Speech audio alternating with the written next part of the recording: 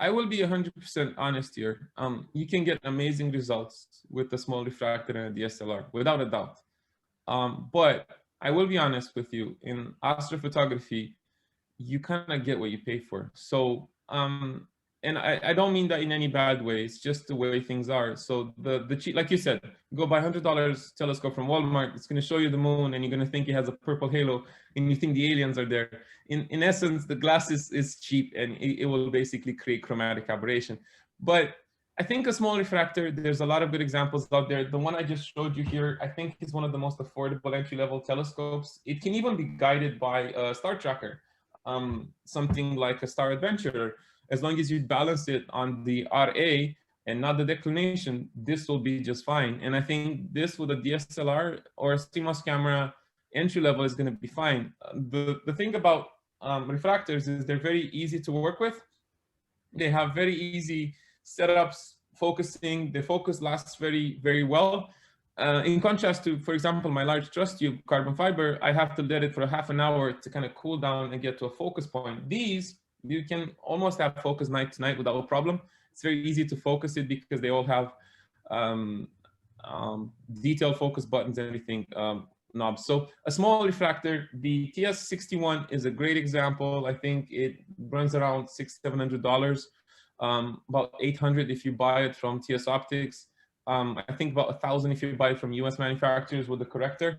But you have to understand there's almost a minimum viable setup that you need in order to get good results. So a lot of times people invest in the wrong things. A lot of times people focus on the camera when that's the least relevant thing. I think the most important thing is going to be your glass, because that's what gives you the rendition, and your mount.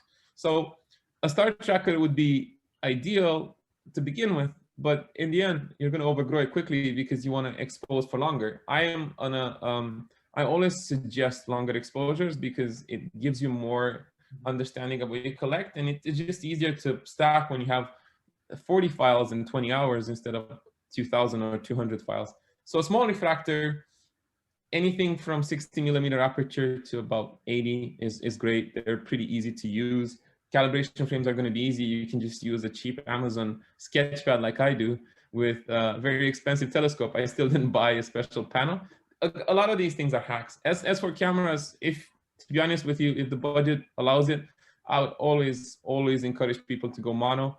The reason is you're getting a lot more signal and a lot more information. It's more dynamic because you can do narrowband if you live in a light polluted area. And DSLRs are great, but what happens when you take images in a light polluted area, you either put something in front to cut light pollution, which is going to kind of damage your image a little bit, or you end up with weird patterns from the light pollution and weird noise patterns that are kind of hard to remove.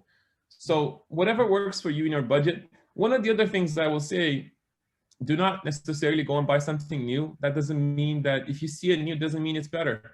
There are cameras out there that cost $4,000 and you get them in a sack in a paper bag, cardboard bag, but still cheap.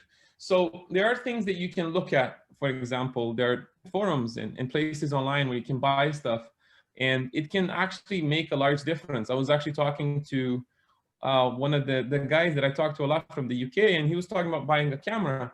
Now, it's great to go buy something new if you can afford it, it has warranty, but sometimes you can actually find a better deal on an older camera. But that being old doesn't mean it's irrelevant. It just means that that technology has different characteristics than the newer one. Doesn't mean it's actually better.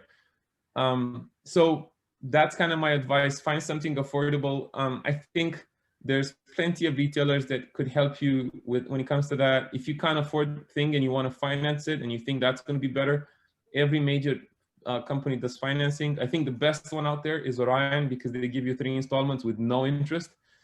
The other one depends on your situation, but I think find something. And the biggest thing is go on astrobin.com and search for the telescope you want and find what people do with it and the gear they use. Because I think the biggest problem I've experienced is that a lot of the times the equipment you want to buy and the one you like is not going to be necessarily used by others. If it is, that's fine. But if it isn't, you're not going to actually know the performance unless you see examples. So make sure to check what other people are doing. Go on Astrobin, search for a specific gear, and go into the part where it says filters and put an award in there and just see how good people can get with that. And just to give you an example, if you go put a CCD in there, like 8,300 or 11,000, that award list is going to look stunning. So just make sure you look at something that's going to be useful and not something that's commercial, because there's a lot of stuff out there.